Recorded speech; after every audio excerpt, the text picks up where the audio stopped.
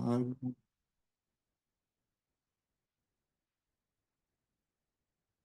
Good afternoon and or good evening in parts of Canada, and welcome to the final presentation in the beginner stream of the Postal History Society and Royal Philatelic Society's joint uh, Postal History Symposium. Gregg Redner is going to speak to us on Belgium's Prince uh, Albert, 1920 Prince Albert issue. And before I do that, I just will give you uh, Gregg's bio. Dr. Gregg Redner is the president of the Royal Philatelic Society of Canada, president-elect of the Auxiliary Markings Club. He's a fellow of the Royal Philatelic Society of Canada. Lifelong stamp collector, Gregg began collecting stamps at the age of 8, focusing on the US, getting interested in the stamps of Canada in his teens, including the early issues of Newfoundland. For the past 25 years, Gregg has concentrated on the stamp issues of Belgium, with a focus on the 19 to 21 issues. Belgian pre-philatelic postal history and early Belgian auxiliary markings and labels. Gregg's article on porte-paye markings on philatelic Belgian mail was the winner of the first Tony Wackriewicz Award in 2023, which is presented annually to the best article of the year by the Auxiliary Markings Club.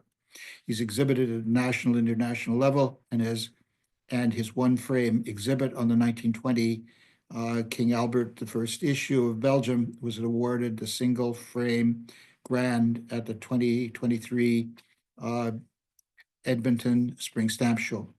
Gregg is a passionate collector of European auxiliary markings, labels, and his articles on the subject have been published in philatelic journals across the globe. He's done Zoom presentations for the Royal Philatelic Society of London, Collectors Club of New York, American Philatelic Society, and the Royal Philatelic Society of Canada, among others. So welcome, Gregg, and we're very much looking forward to your presentation.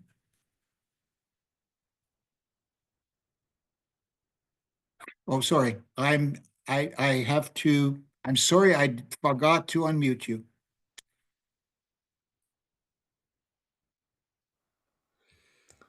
I would think you may be the first person that's actually ever said that. So, thank you, Bob, for the generous welcome, and thank you, everyone, for being here today. This is a cautionary tale. You'll see why in a little bit. So let's start. It seems like a strange way to end a postal history track with this particular topic, but I hope that you will be inspired by the discussion. So let's begin. So this is an experiment, this collection that I'm talking about today.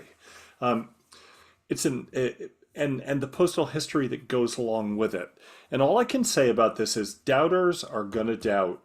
So when I decided to take this on, my colleagues in the Belgian philatelic universe said, these are all direct quotes, why waste your time on something so meaningless? No one is going to care. If it was important, someone would have done it by now. I want to see you turn that into an exhibit. Well, and then my favorite one, well, maybe now you will finally earn that elusive silver bronze that you've always been after, which is, if you exhibit, silver bronze is the hardest medal to win. Not that any of us really want to win it, but it only has a 5-point spread. And I thought that was a particularly cutting comment. So why begin collecting postal history? If you look at this picture of this man over here, he's clearly confused. He has no place to put his stamps. He's tired of filling albums. He's just come in from the barn. He thought he would enjoy a little bit of time with his stamps, and now look, that page has no place for him to put anything on it. You're also, and I actually do know that that word bored is misspelled there. I just realized that. You're bored of fly specking, of searching over and over again for minuscule little details that make one stamp different from another. You're not enjoying looking at disconnected stamps, stamps that are just stamps in an album. You're not really sure what they are beyond that. You've purchased everything you can on your budget, and there's simply nothing left to collect. So what does postal history offer you? It offers more ways to see the stamps you're interested in. Um, I still remember the first time that I realized, and you'll all say, well, how did you ever get to be president of the Royal Philatelic Society with a statement of Canada with a statement like this? But I still remember the first time when I was in my late teens that I realized, wow, they don't just issue stamps with whatever denomination they want on them. That stamps actually are issued because they serve a purpose, So postal history offers you rates, routes, and markings. At this point, you may run from the room and think, well, I want, that's enough. I know this and I don't need to know anymore. So some questions to ask yourself before you start to do this. Number one, what am I interested in? What in my stamp album, what in my stock books, when I come across it, what do I think? Oh yeah, there's that, or I'm really interested in that, or you have 19 saves on Hipstamp and Delcamp about a particular stamp. So is there a stamp that really captures your interest? Probably the second most important question is, how much do you want to spend? I really, really love the first 14 stamps issued by Belgium. But the fact of the matter is, I'm not going to be able to afford much in that area. They're very expensive, they're very rare. So what is available in my projected area, not just in terms of interest, but also in terms of my financial capability? And then a couple of other considerations. And the first one really relates directly to the questions below. Who collects my topic? I just sent a question about a Canadian postal stationery collecting area off to the editor of the postal stationery notes on Benaps today to say, who do you know who collects? I'm not going to tell you what it is because I don't want you to run out and start collecting it. Do you know anybody that collects this really minuscule little area? Because I want to know, because if I'm going to put all this time into it, I want it to be work that I do on my own. I want it to be my research. So that moves me to the second question. I don't want to just read a book and be able to recreate what somebody else does. I mean, we all do that to a certain extent. But it's really fun when you're dabbling in an area that nobody's had much to do with. So what do I want to focus, the focus of my collection to be? Am I accumulating a collection, which is just fine? If you can see those stock books on that shelf back there, I have 4 or 5 of them that are just massive collections of a small number of stamps. I've never done anything with them, I just like them. Do I want to exhibit it? Do I want to write an article or a book about it? Do I want to present it to my stamp club or to a society? Do I want to be the world recognized expert on this topic?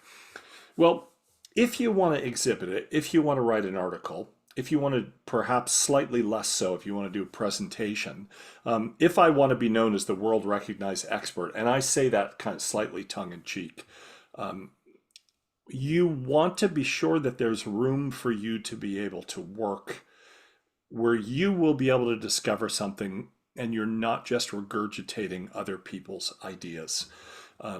So that gets harder and harder as we move further and further into philatelic history. So those are things you want to think about.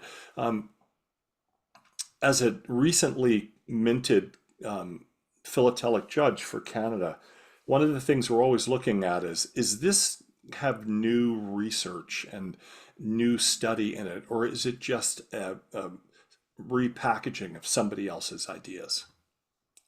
So my journey into postal history began with a man named Tony Warwickevich, who I was very honored, as Bob said, to win the first Tony Warwickevich prize from the Auxiliary Markings Club for an article I wrote. Um, Tony W. was the recognized American figure, and I'm originally from the States, the recognized American figure on issues to do with roots, rates, and markings. There were one or two other people that maybe knew as much as he did at the time, but I had a cover that was mailed from Montreal to New York, and it had both. This was an early cover. I picked it up in a dollar box for nothing when I was like 16 years old. Um, and I couldn't figure out what had both countries' stamps on it. And a man named Alan McDougall, who got me involved in the APS, said, "Why don't you write to Tony W?" Now, keep in mind, I wrote to Tony W. This is before email or anything. This is ancient history. I'm surprised I didn't have to carve it into stone. Um, and I asked him, why does this cover have two different stamps on it? I honestly never expected to hear from him. I mean, why would this famous man write back to a teen stamp collector in New York? And about 3 weeks later, I'd actually forgotten all about it. I got a manila envelope back with 4 pages of typed material about my stamps on the cover, why they were there, what the reason was, how the legislation had just changed so that that was actually quite an important little cover. I still have it. I should have put it up. And then about the routes and the rates that were in effect, how the thing probably traveled. And I remember thinking to myself, wow, this is amazing that this man knows this. So that got me started thinking about these things. My primary collecting area is Belgium, 1919 to 1921, because I like philately at the point of transitions. I collect Belgian pre-stamp covers and their markings. I collect Belgian imprimatur mail, which we're going to talk about in a little bit. I collect Belgian auxiliary markings and labels and European auxiliary markings and labels. So that's kind of where my soul is on this. So how my new postal history collection got started, how this topic that we're going to talk about today.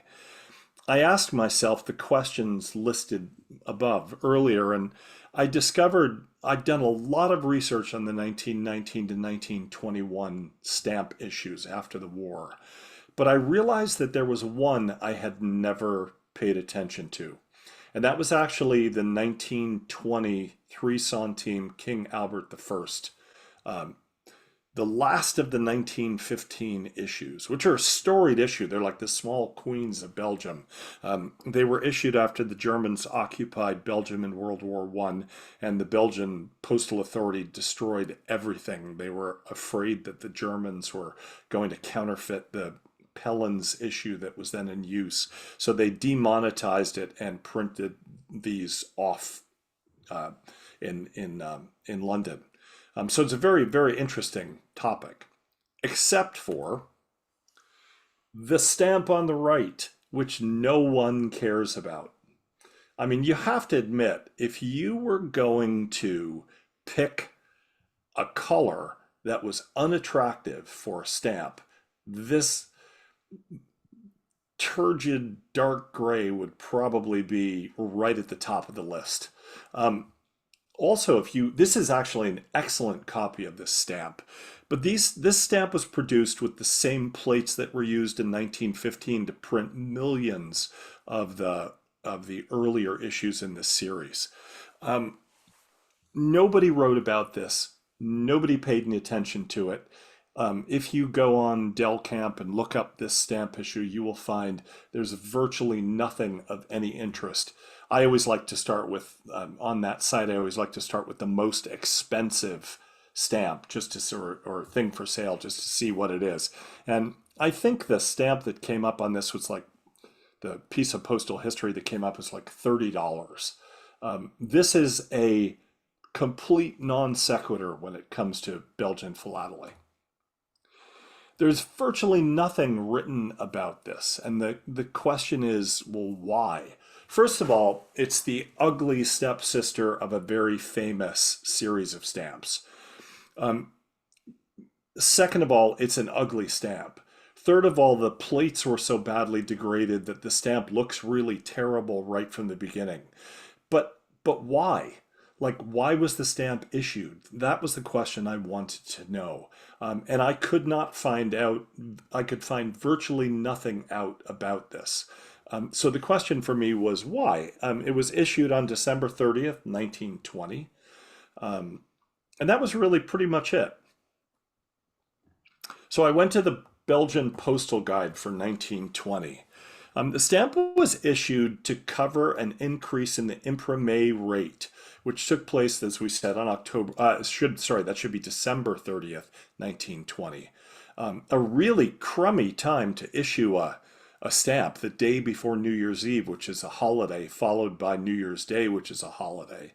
The imprimatur rate is the printed matter rate equivalent in Canada. So it was used for printed matter, journals and catalogs, postcards with 5 or fewer words, and calling cards. If you want to send a little business card and say, I'm going to come see you tomorrow or whatever.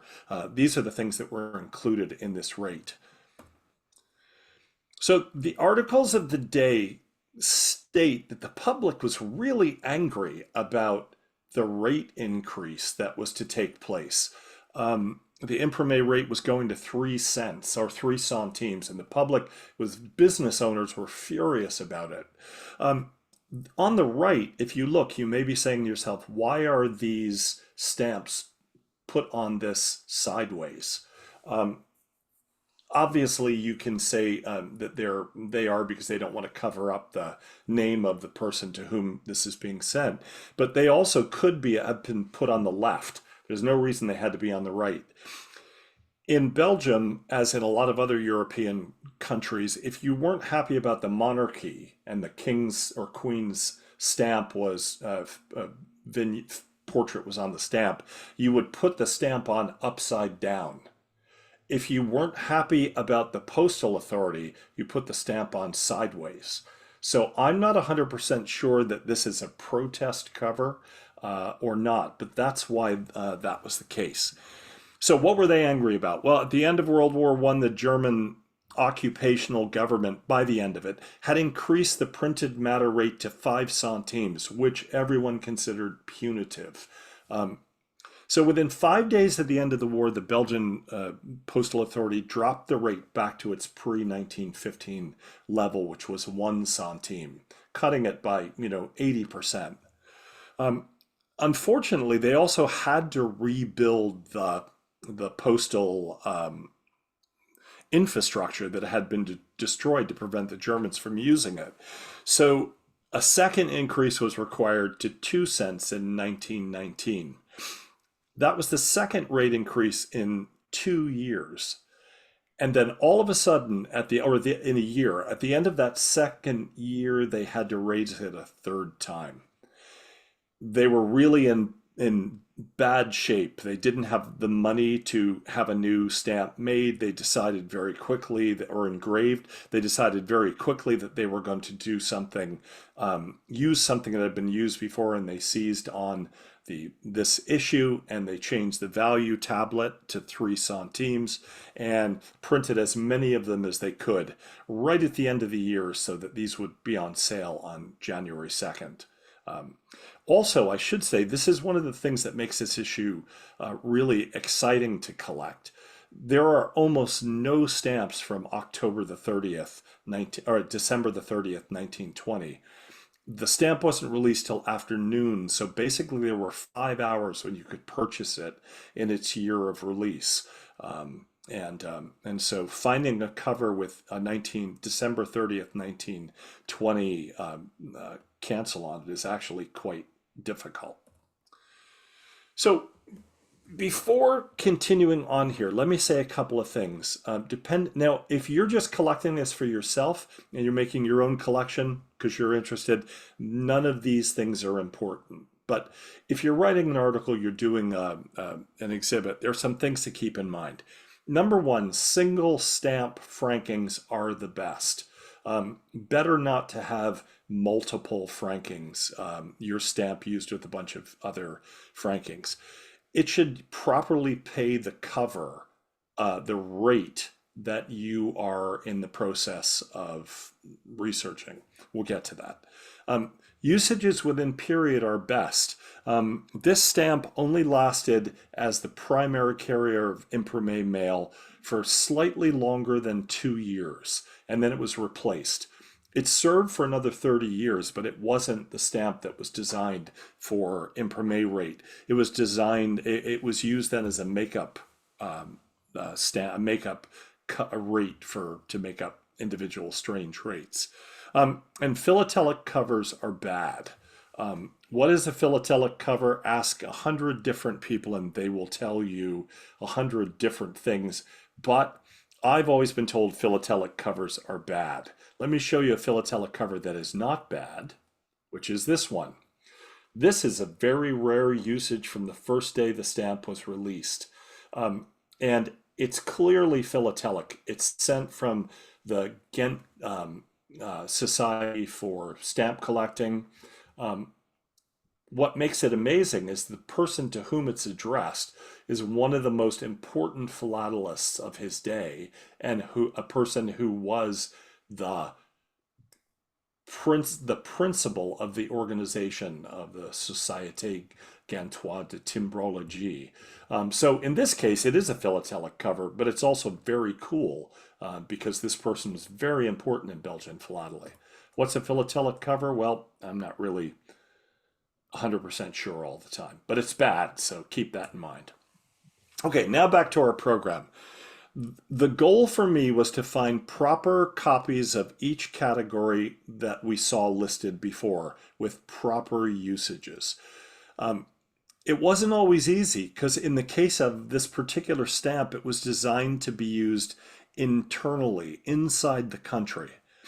It wasn't that it was forbidden on international mail, but finding usages outside of the country are very difficult. So, as we said, postal history is about rates, routes, and usages. So we're looking to find postal history with the proper stamp franking in the proper usage, applied at the proper rate, and I would add to that within the period of when it was the sole carrier of that mail. So in our case, we want imprimatur class mail franked with a 3 centime stamp. To understand these things, you have to become a student of the stamp and the issue. This is perfect for me because I love to read, I love to research, I love to write. The thing is, as you become more and more of an expert, as they say in PhD supervision circles, an expert is someone who knows more and more about less and less until they know everything about nothing. And I feel like that actually applies in the case of this stamp. But don't be discouraged. The story gets better. So why is imprimatur rate mail a challenge to collect? And this is where I began to mock and return it, my friends. You have no idea how difficult this is to collect. Well, it franks mail that's temporary and contains nothing emotional. It's not a letter from your grandmother or from your grandfather to your grandmother telling her how much he loves her or misses her. It's a catalog. It's a piece of printed mail, and most of it ends up in the garbage. In the case of wrappers, which there's an example on the right side, most of the wrappers are, we don't have a lot of wrappers anymore, but my Sports Illustrated used to come with a wrapper on it. I never looked at the wrapper. I just ripped it off and threw it in the garbage. So these things are very, very hard to find because most of them don't survive.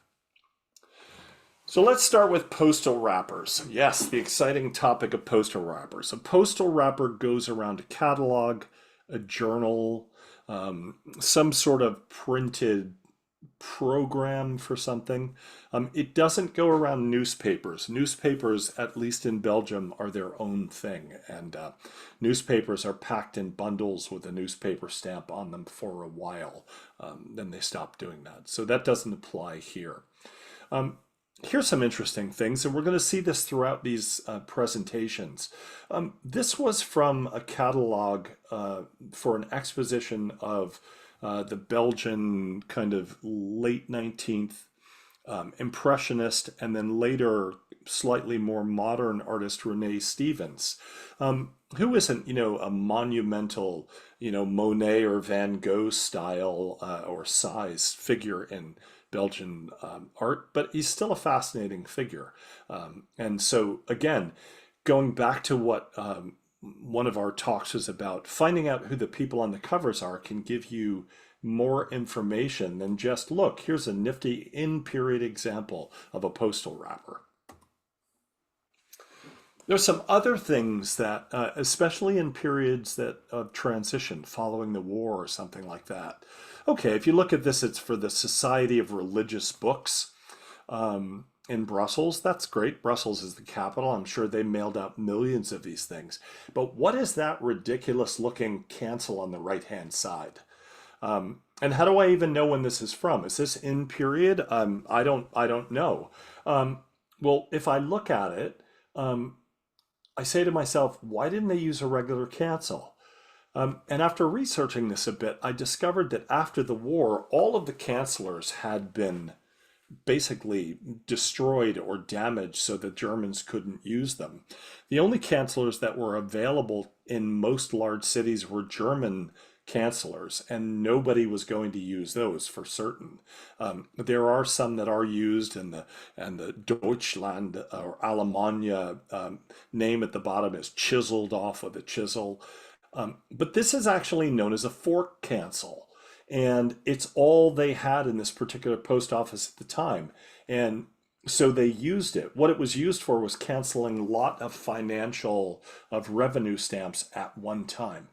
So there's something interesting that you can tell people other than just look at the ugly 3 centime stamp. Another postal wrapper. One of the things that I love about printed matter rate mail is the incredible artwork on it. And this is a great example. I mean, this isn't even on a postcard. And this is a company that made, plans and provided plans for building drafting tables. Beautiful. Sometimes you find a postal wrapper that you simply cannot explain. If you're doing an exhibit, I wouldn't suggest putting it in until you figured it out. But I have spent probably 10 years trying to figure out what is going on on this wrapper. I can't find anything about the company from whom this was mailed. There's no information on them, so social philately, not much of a help. It was was it mailed from Romania to Belgium? If it was, then the stamps on it should have been enough to pay for it. Why is there a Belgian stamp on this? It clearly had to be rerouted. It paid the imprimer rate for international mail from Romania. So I can't for the life of me figure out what is going on here. But it's a fascinating cover, again, simply because of the complexity of international imprimer rate or printed matter rate mailing. So I'm always looking for the unusual on a piece of printed matter. So strange cancels, strange destinations, or coming from strange destinations, unusual markings like we've seen, postage due. I wrote an article for the postage due mail study group in the UK about a month ago about a cover that was mailed, had an RPO marking on it. It was paid properly, and it was taxed. And the person that that was accepting it said, "I'm not paying the postage due on this. It's wrong. You're wrong." And so the postman must have believed it. He took it back. They said that it wasn't actually deliverable. And because it was refused for the tax, they sent it back to the mailing office, and the mailing office with a pen, crossed the tax stamp out and wrote on it that it was properly paid, sent it back to the post office, and ultimately it was delivered. So fascinating cover. If you look at this one on the right, this is actually something that's covered by imprimer rate mail, but isn't specifically mentioned. This is a morning cover. And morning covers qualified for printed matter rate as long as the interior information was printed and not handwritten. So that's the kind of thing you start to find, which makes for a more interesting reading of the stamp. This is an interesting imprimer use. That is actually an Antwerp railway stamp. And so there are three different kinds of stamps at this point. There are round postal cancels. There are six-sided railway stamps, cancels, and there are eight-sided cancels for telegraph stamps. Or telegraph offices. This is a really interesting one because not only is this a railway cancel, but if you look underneath, it says what appears to be Naga something Fier. And that's the two official languages of Belgium are Flemish or Dutch and French. And that is telling you that this has been verified as an imprimer rate piece of mail. An interesting, not very common cancel. Here's a spectacularly beautiful piece of printed matter. They're selling blowers and machines and machinery. This is the kind of thing that's really fascinating. You see anything interesting about the cancel on this? Sure, it talks about the Dover Ostend packet boat service between England and Belgium. Most of the mail that came into Belgium from North America came through England and then on the packet to Ostend. But if you look, there's a mistake in the date. It was mailed between 10 and 11 on the 9th day of the second month, or the second day, or the second day of the 9th month. We can't really tell. Somebody's made a mistake and reversed the month and the year. So it's just an interesting thing that adds some richness to it. Here's a very exciting example of elevators on printed matter rate. Beautiful, beautiful piece of mail. And last of all, in terms of printed matter content, here's someone selling different types of wheelbarrows, adaptable, adjustable wheelbarrows for all different kinds of different services. Okay, let's, oh, sorry, this is one as well. Pay attention to the things that are stamped on there. That Party and Vertrokken means that the person is left with no forwarding address. Again, it appears innocuous, and what does it really matter, except that's a really rare auxiliary mark. I only know of 2 or 3 examples of it. So pay attention to stuff like that.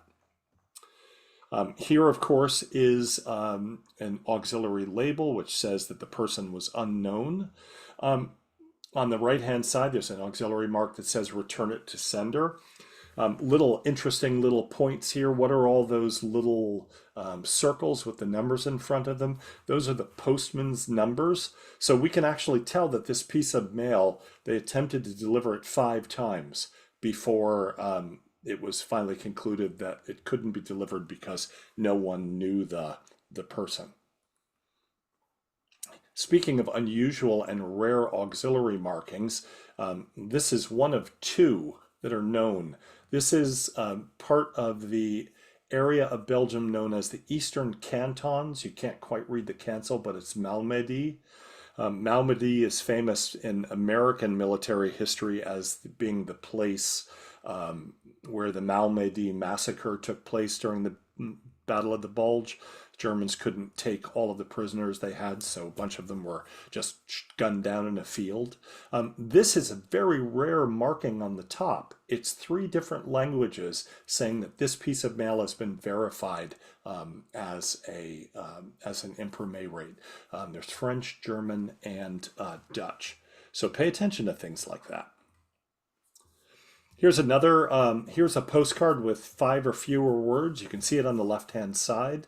What's the GAND 1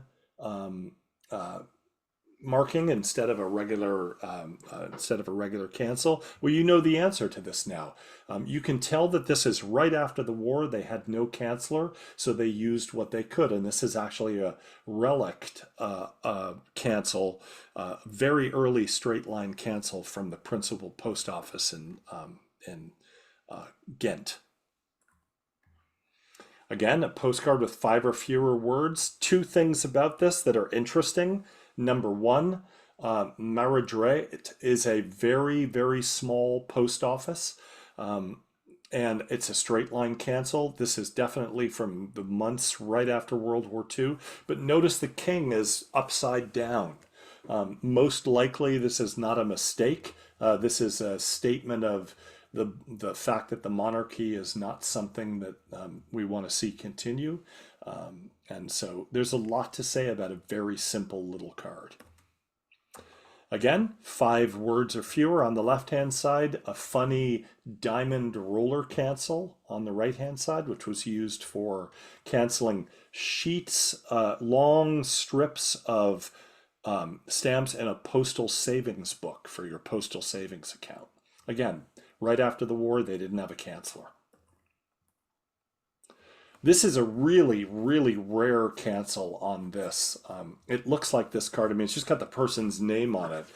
Even the Venerable Charles Verge tried to research who this Germain Carpentier was and was unable to find out anything. He thought he might know. This is a rural. So if there was no post office in the town, there was a rural post box, and one postal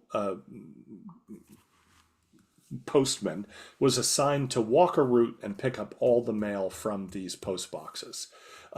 He canceled this stamp, which there was no canceller in the box. He canceled this stamp with his own personal identification stamp. And these are unbelievably rare. I didn't know it when I bought it, and neither did the person who put it up on eBay. Okay, here's an example of a card that needs to be returned again. Why this one wasn't taxed, I don't have any idea, because there clearly are more than 5 words on the side. This is an illegal multi-country usage at the end of World War I. That's a German stamp on the right, and the new imprimatur stamp. I have a feeling somebody was playing some games.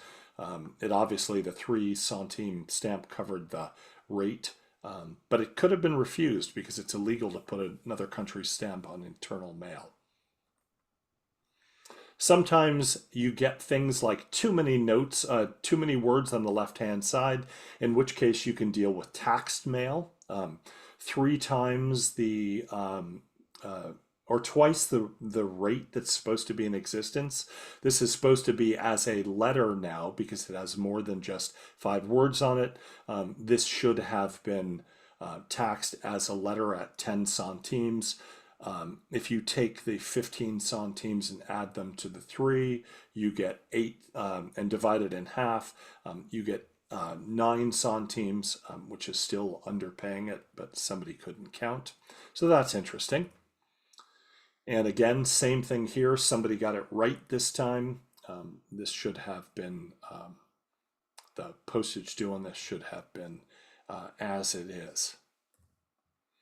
And this is a fascinating one. Somebody tried to send this to Portugal with the internal rate paid on the imprimatur card, which is 5 or fewer words. When they got to Portugal, Portugal said, not correct. So this is a 36 centavo postage due, which works out to the international rate times 2, which would have made this imprimatur card 10 centimes. This is the most brutal example of rejecting the imprimatur rate on a postcard that I have ever seen, and it's unbelievably rare. You can tell that's a blind assist card, not Braille. They might have let it go if it was Braille. It's typed in so that the person receiving it can follow the letters with their finger. And clearly there are more than 5 words on this, so they hit it with the postage due as a double, folded double letter, what we call, I guess, a letter card here. Just a brutal, I mean, I guess the rules are the rules. Then you can look for large scale usages as well. This is actually, I don't mind this large scale usage because you have the 1 centime stamp was the first imprimatur rate after the war. The 2 centime stamp was used for the reflection of the increase.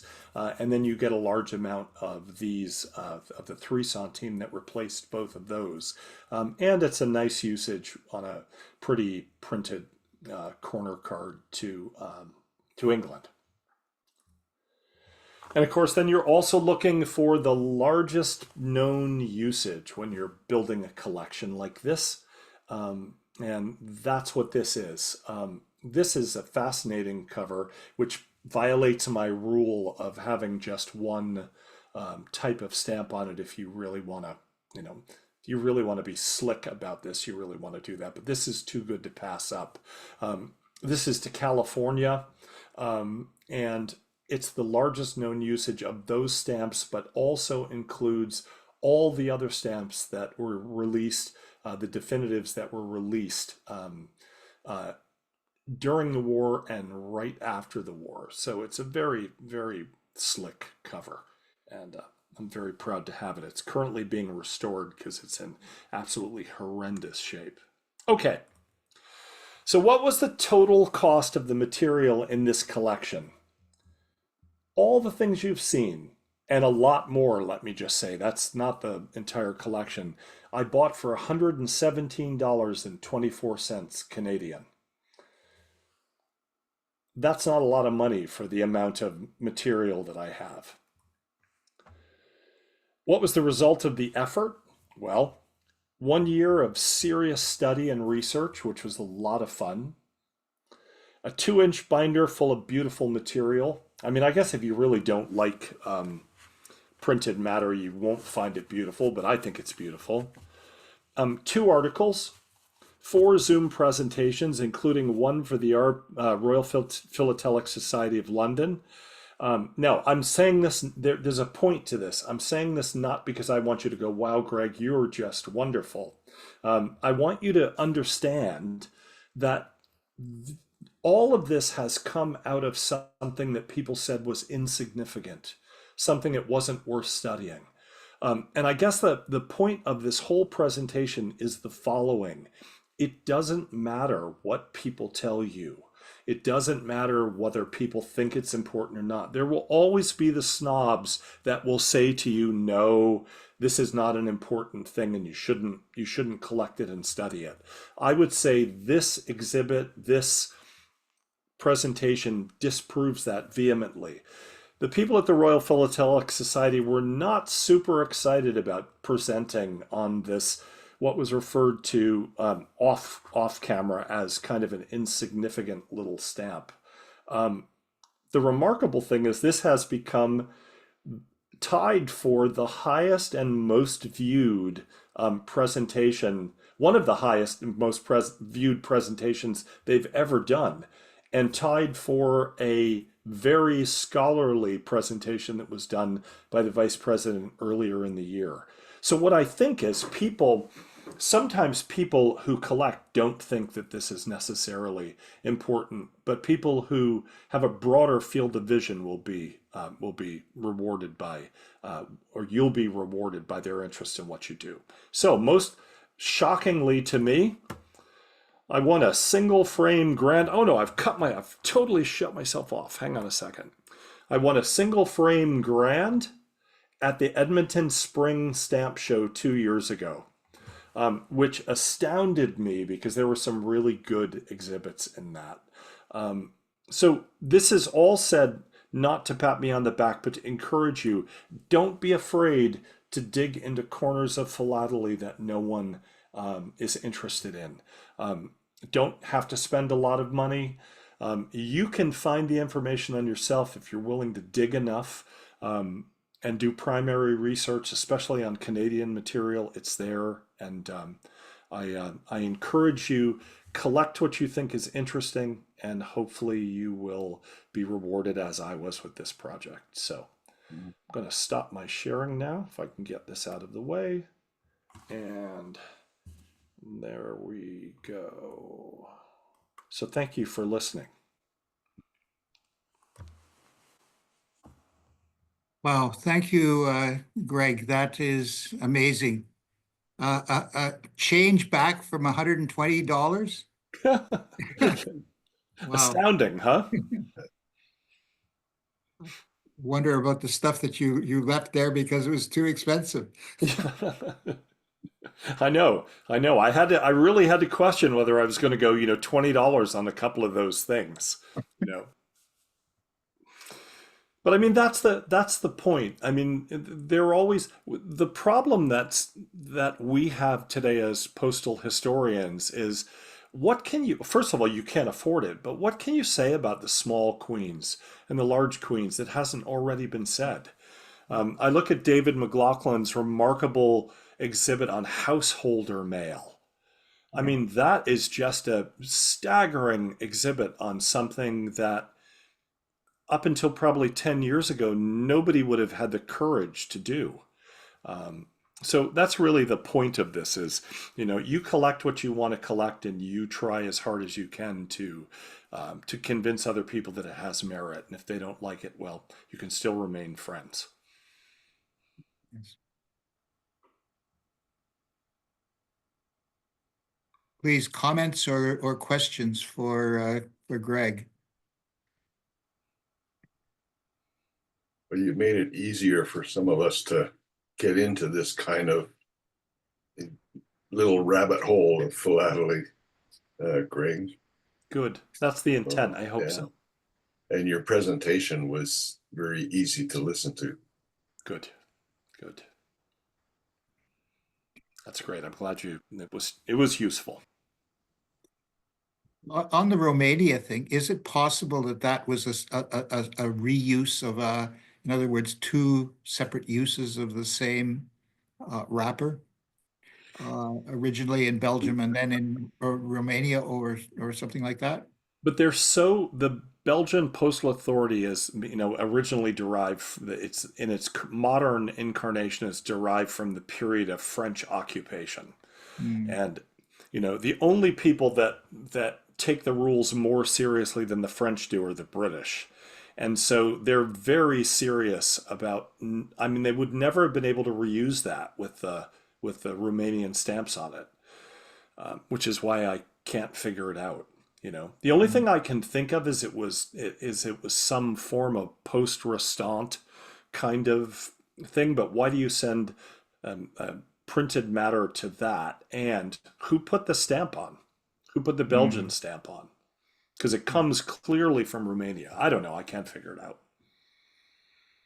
Daniel, I see you have a question or comment. Are you muted, Daniel? I have to check. I can't.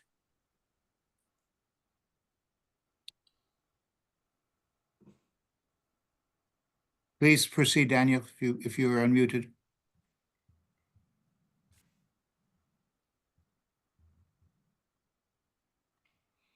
Might have just been saying hi. Okay.